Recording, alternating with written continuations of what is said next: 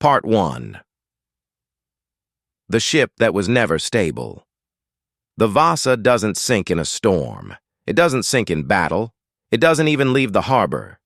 It sinks on a calm August afternoon in front of a cheering crowd less than 20 minutes after launch. But the truth is, by the time the ropes were released, the ship was already doomed. Because long before water touched the deck, the Vasa had a problem far more dangerous than the sea. It had power pressing down on physics. The year is 1628. Sweden is not a small northern kingdom anymore. It's an empire in the making, and empires don't whisper. They announce themselves. King Gustavus Adolphus wants a ship that doesn't just fight wars. He wants a ship that declares dominance. This will be his floating message to the Baltic. We are rich. We are modern. We are unstoppable. The Vasa is ordered to be the most heavily armed warship ever built in the region. Not one gun deck, 2. Bronze cannons, dozens of them. A towering stern, lavish carvings, royal symbolism carved directly into oak. This is not a tool. It's propaganda. But here's the first crack in the illusion. No one building the Vasa has ever built a ship like this before. There are no blueprints in the modern sense, no engineering standards, no equations for stability. Shipbuilding in the 17th century is still a craft, not a science. Knowledge is inherited, not calculated. And the ship's designer, Henrik Heibertsson, is asked to do something impossible. Build a ship bigger, taller, and heavier than anything Sweden has ever floated, without changing the width of the hull. Why? Because the king keeps changing his mind. Halfway through construction, orders arrive. Add more cannons, make the ship taller, increase firepower, but the hull is already laid. To widen it now would mean tearing the ship apart. So they don't. Instead, weight is added upward, not outward. This is where physics quietly raises its hand, and no one listens. A ship floats because its weight is balanced below the waterline. The lower the center of gravity, the more stable it is. The Vasa's center of gravity is climbing. Fast. Heavy bronze cannons stacked high. Tall masts. An ornate stern packed with carved oak and paint. Below deck, there isn't enough ballast to counter it, because adding more stone would sink the ship before it ever sailed. They are trapped by their own design. And then comes the moment that should have ended everything. A test. 30 sailors are ordered to run back and forth across the deck. On the third pass, the ship sways so violently that the test is stopped. Everyone sees it. The ship is unstable, dangerously unstable. But no report is written, no redesign ordered, no launch delayed, because no one there has the authority to contradict a king. This is the central lie of the Vasa. It didn't fail because people were careless. It failed because everyone understood the risk, and no one could stop it. The ship wasn't ready. But the empire was impatient. And when power and physics collide, physics always wins. It just takes a few minutes. Part 2. The King's Shadow. The king is nowhere near Stockholm Harbor on launch day.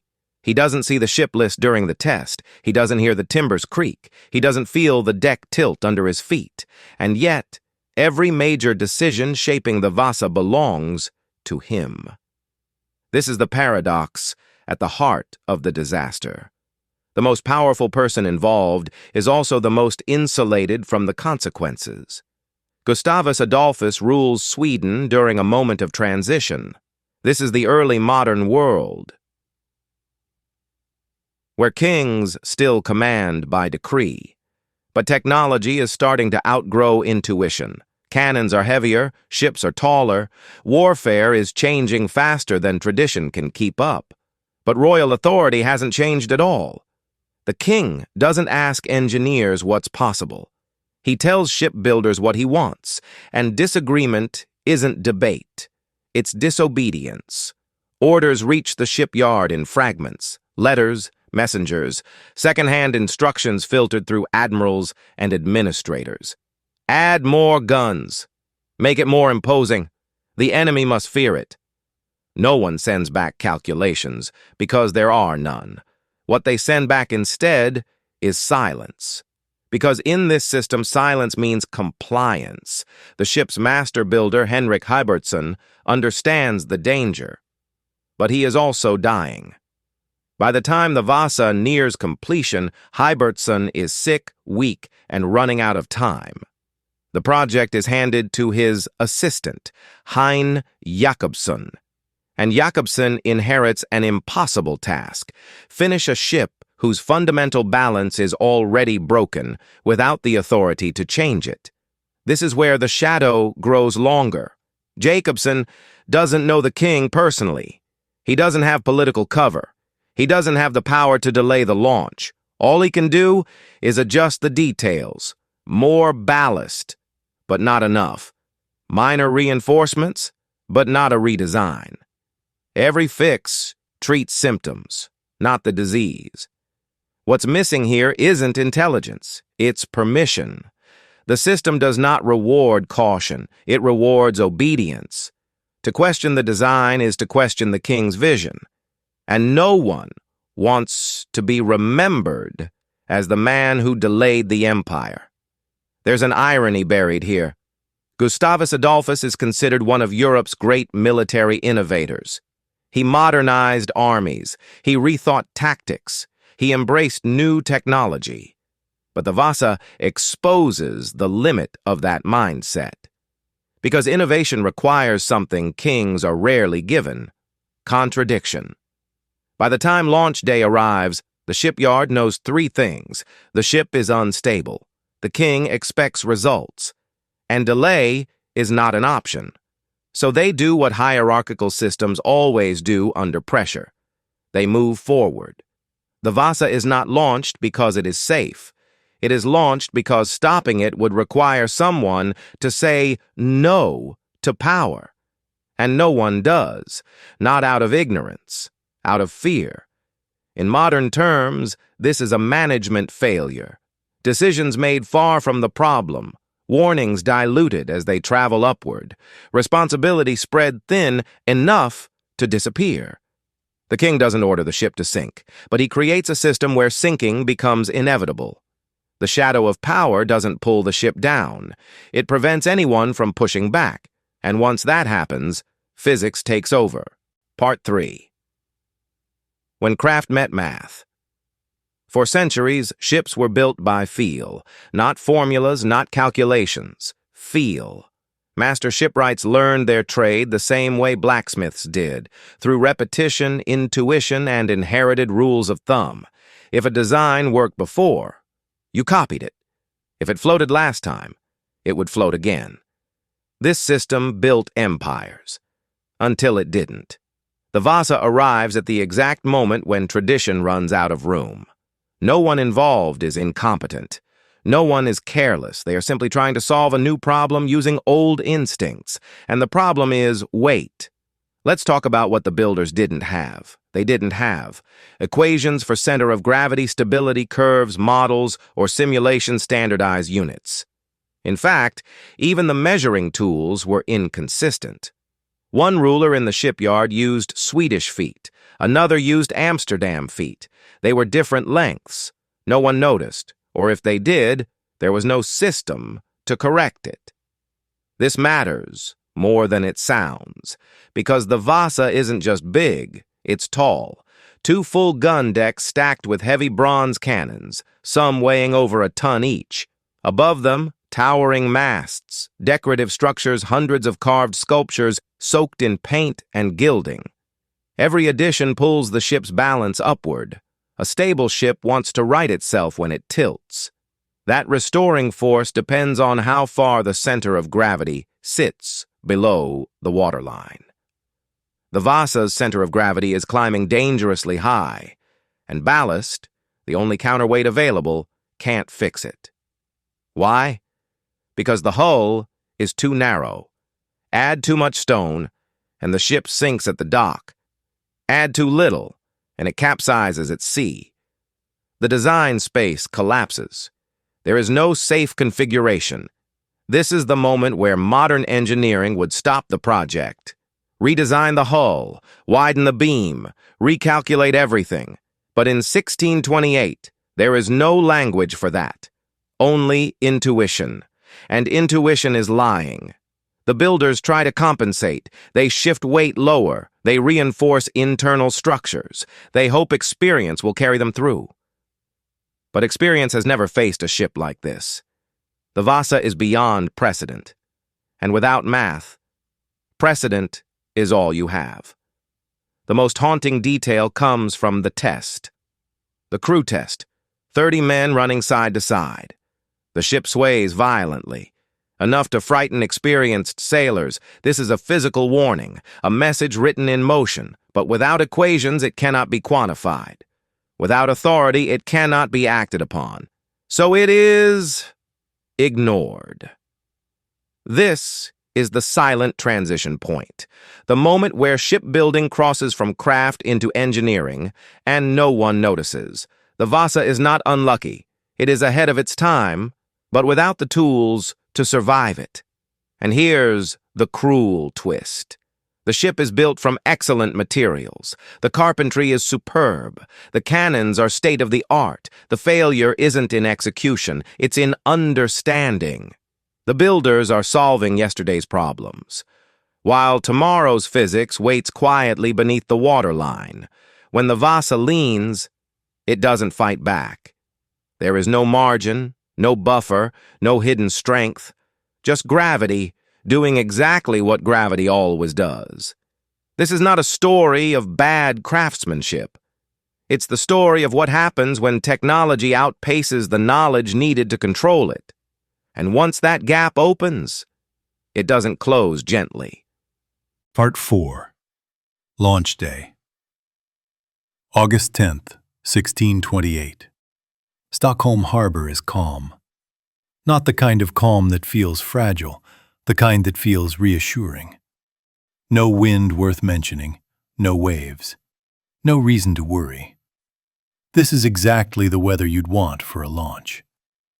The city turns out in force. Officials, foreign envoys, merchants, families. This isn't a military operation, it's a public performance. The Vasa sits tall in the water, painted bright, gilded, magnificent. Gun ports open, cannons polished, flags snapping lazily in the breeze. This is Sweden announcing itself. The ship begins to move, slowly at first. Tugboats pull her clear of the dock. Sails are raised just enough to catch the wind. Nothing dramatic, nothing urgent. Just a gentle glide. Then the first lean. Not enough to alarm anyone. Ships roll. That's normal. People laugh. Some clap. The Vasa rights itself. For a moment, it looks like the doubt was misplaced. Then the wind hits again. Slightly stronger this time. The ship leans and keeps leaning. Water reaches the open gun ports. This is the point of no return. Inside the hull, chaos begins instantly. Water doesn't seep in, it rushes. Heavy bronze cannons tear loose from their restraints. The weight shifts violently. The ship tries to correct, but there's nothing to correct with. No restoring force, no balance left. On deck, the celebration freezes. Screams replace applause. People scramble toward the railings. Some jump. Others are trapped below, crushed by moving guns or drowned in darkness. The Vasa doesn't fight. It doesn't break apart. It simply rolls. Slow, helpless, inevitable. Within minutes, the water reaches the upper deck. And then, silence.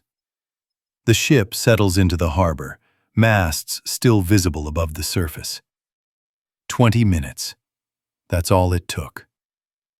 What makes this moment unsettling isn't the speed. It's the normalcy. There was no storm, no enemy, no dramatic final warning. Just a mild breeze and a design that had nowhere to go. The crowd stands in shock. No one understands what they've just witnessed. A warship, sunk at launch. It feels impossible, embarrassing, unthinkable. And yet, beneath the surface, the explanation is brutally simple. Everything that could go wrong had already gone wrong. The launch didn't cause the failure. It revealed it. The Vasa doesn't sink because of the wind. It sinks because the laws of physics were violated long before it touched water. Launch day wasn't a tragedy in motion. It was a conclusion. Part 5. The Search for Blame. The ship is gone, the harbor is quiet, and the questions arrive immediately. How does a brand new warship sink on its first voyage? Without a storm, without an enemy, without even leaving the city. Someone has to be responsible. That's how disasters usually work. But the Vasa refuses to cooperate. An investigation is launched almost at once. Admirals are questioned. Shipbuilders testify. Officers give statements. The Crown wants answers, not because it wants the truth, but because it needs closure. The problem appears immediately. There is no clear chain of responsibility. The design wasn't signed by a single engineer. The orders came in fragments. The changes came from above, but indirectly. Everyone involved followed instructions. No one violated protocol. And that makes the disaster almost impossible to prosecute. The interrogators ask the obvious question. Why didn't you add more ballast? The answer is honest. Because it would have sunk the ship. They ask another, why didn't you widen the hull? The answer is just as honest. Because construction had already begun. Every answer leads to the same conclusion. The ship failed, but no rule was broken. The master shipwright is dead. Henrik Hubertson passed away before the launch, conveniently. The man most capable of explaining the design is no longer alive to defend it, or be blamed for it. His assistant explains that he followed the original plans. The admirals explain that they followed royal intent. The officers explain that they followed orders, and all of it is true. This is where the investigation collapses under its own logic. Responsibility has been spread so thin that it no longer exists. No villain, no saboteur, no single mistake. Just a system that quietly assembled a failure and called it success. In the end, the official verdict is almost meaningless. No one is punished, no one is demoted. The records quietly close. The wreck remains where it fell. But here's the uncomfortable truth. The absence of guilt is the real problem, because it means nothing changes. No new safety standards are written. No engineering methods are formalized. No authority is given to builders to challenge design decisions. The lesson is not learned. It's buried. This is why the Vasa matters. Not because it sank, but because it revealed a flaw that would repeat itself again, and again, and again. A system where power outruns expertise, responsibility dissolves upward, and failure becomes inevitable, without ever being intentional. The Vasa didn't need a villain. It needed accountability. And in its absence, physics delivered the verdict instead. Part 6. Lost, buried, forgotten. After the investigation fades, something stranger happens. Nothing. No memorials, no grand reckoning, no lessons carved into stone. The Vasa becomes inconvenient. So Sweden does what institutions often do with inconvenient failures. It looks away. The wreck sits just below the surface of Stockholm Harbor. masts still visible, cannons resting in the mud. At first, there's talk of recovery, but the technology doesn't exist, and the embarrassment is too fresh. So instead of being raised, the ship is quietly stripped. Divers retrieve the bronze cannons, the valuable parts. The rest is left to rot. And then time steps in. The Baltic Sea is cold, dark, and low in oxygen. Shipworms, the parasites that destroy wooden wrecks elsewhere, can't survive here. So the Vasa doesn't decay the way it should. It waits. Centuries pass. Empires rise and fall. Naval engineering becomes a science. Stability equations are written. Ballast calculations standardized. Entire disciplines emerge to prevent exactly this kind of failure. And the Vasa becomes a footnote, a curiosity, a story told vaguely, if at all. By the 20th century, the wreck is almost forgotten. Almost. In the 1950s, a Swedish engineer named Anders Franzén becomes obsessed with the idea that the Vasa might still be intact. Not fragments, the whole ship. He studies old records, harbor maps, currents, and against expectations, he finds it. In 1961, more than 330 years after it sank, the Vasa rises. Slowly, deliberately, like something being pulled back into history. What emerges isn't a ruin, it's a time capsule. Over 95% of the original structure still there, carvings intact, timbers preserved. The ship almost exactly as it was the day it failed. For the first time, the disaster can be studied directly, not through testimony, not through blame, through evidence. And the evidence is devastatingly clear. The ship is top-heavy. The ballast is insufficient. The hull is too narrow. The failure is structural, inescapable. But the most unsettling realization comes later. The Vasa didn't just preserve wood, it preserved a mistake, one that looks disturbingly familiar. Because by the time the ship resurfaces, the modern world has already built its own Vasas. Projects launched under pressure, warnings ignored, failures explained away. Different materials, same pattern. The ship was forgotten, but the system that built it never was. Part 7. The Pattern. Once you see it, you can't unsee it.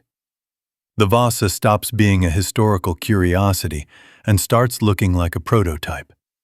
Not of a ship, but of a failure. The details change over time. Oak becomes steel. Sails become engines. Kings become boards and committees. But the structure of the disaster stays the same. A bold vision is announced. Bigger, faster, more impressive than anything before. Warnings appear early. Not dramatic warnings, quiet ones. Tests that feel off. Engineers who hesitate. Numbers that don't quite agree. Nothing breaks yet, so the project continues. Authority sits far from the problem. Decisions are made in clean rooms, not on the deck. Deadlines matter more than doubts. Appearance matters more than margins. And responsibility spreads outward until it disappears. The Challenger space shuttle. Foam strikes were acceptable risk. The Titanic. Watertight compartments that weren't watertight enough. Deepwater Horizon. Safety systems overridden to save time. Each time the story sounds different, but the logic is identical. What makes the Vasa special is its clarity. There's no explosion, no fireball, no chaos. Just calm water, and a ship quietly tipping over. The failure is so clean, it's almost mathematical. In every case, the system doesn't fail despite people doing their jobs. It fails because they do. Everyone stays in their lane. Everyone follows protocol. Everyone assumes someone else is responsible for stopping the process. No one is. This is the most dangerous kind of failure. Not ignorance, compliance. The Vasa exposes something uncomfortable about human progress. Technology evolves faster than the structures meant to control it, and power rarely slows down long enough to ask whether it should. The ship didn't need better carpenters. It needed someone with the authority and the courage to say, "This cannot sail." That sentence never appears in the historical record, and that absence echoes forward, through centuries of disasters that weren't surprises, only conclusions. When the Vasa sank, it didn't just fail Sweden. It revealed a flaw that still travels with us. A flaw that shows up whenever ambition outruns restraint, whenever hierarchy silences expertise, whenever stopping feels more dangerous than continuing. The pattern is not historical. It's human. Part 8. The Ship That Still Floats. The Vasa sits in a museum today in Stockholm. It looks magnificent, almost alive. Every carving, every cannon, every timber preserved as if time itself paused. And yet, it carries a warning. Visitors walk along the decks. Children press their hands to the polished railings. Tourists marvel at the gilded sculptures. It's beautiful, majestic, inspirational. But if you look closer, the story is less about craftsmanship and more about human error baked into a system. The Vasa is a time capsule, not just of 17th century Sweden, not just of naval technology, but of a pattern that repeats across centuries. Ambition ignored warnings. Authority stifled expertise. Innovation outpaced understanding. And physics, the final, impartial judge, always wins. The lessons are quiet, almost invisible. Progress can create its own traps. Systems can doom projects long before anyone breaks a rule. The cost of obedience can be measured in minutes or lives. The Vasa sank in 20 minutes. And yet, it still teaches us centuries later. Modern engineers, designers, and leaders walk past its decks and see perfection. But the truth is embedded in the shadows of the hull. Power without understanding is fragile. Vision without calculation is dangerous. And a system that rewards compliance over judgment is doomed to repeat itself. The Vasa didn't just fail. It predicted failure. It is more than a ship. It is a mirror. A mirror held up to anyone who dares to build something bigger, faster, more impressive than they fully understand. And in that mirror, the reflection is clear. The laws of physics cannot be ignored. The warnings cannot be silenced. And history always remembers the ship that floats only long enough to teach us the cost of hubris.